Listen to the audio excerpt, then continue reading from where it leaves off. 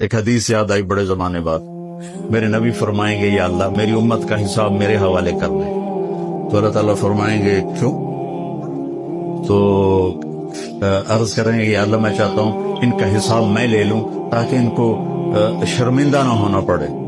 تو اللہ کہیں گے اگر آپ حساب لیں گے میرے محبوب تو آپ کے سامنے تو شرمندہ ہوں گے یہ، تو میں آپ کے حوالے بھی نہیں کروں گا، میں خود لوں گا اور پردے میں لوں گا، تو ایک پردہ حائل ہو جائے گا، ایک پردہ آ جائے گا، اور اس کے پیچھے اللہ اس امت کا حساب لے گا، اچھا یا برا۔ پورے مجمع کو نہیں پتہ چلنے دے گا کہ کون اچھا کون برا۔ کیا میرے رب نے ہمارے اوپر کمال کا کرم کیا ہے۔ پھر اس کام کو ہماری فطرت میں رکھ دیا، وَجَاهِدُوا فِي اللَّهِ حَقَّ جِهَادِهِ هُوَ اجْتَبَاكُمْ۔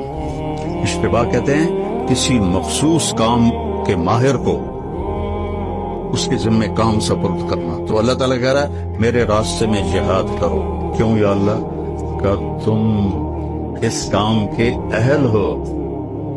دی اذان کبھی یورپ کے کلیساؤں میں، کبھی افریقہ کے تپتے ہوئے صحراؤں میں، شان آنکھوں میں نججتی تھی جہانداروں کی، کلمہ پڑھتے تھے ہم شام میں تلواروں کی، تجھ سے سرکش ہوا کوئی تو بگڑ جاتے تھے، دیکھ کیا چیز ہے ہم توپ سے لڑ جاتے تھے، نقش توحید کا ہر دل پہ بٹھایا ہم نے، زیر خنجر بھی یہ پیغام سنایا ہم نے۔ یہ اس امت کی صفت ہے جو اقبال نے شکوہ میں بیان کی ہے۔ تو میرے عزیزو، چھوٹی سی درخواست، مر جانا ہے، بڑی موت بیان کی لیکن بیٹے کی موت نے موت سمجھا دی۔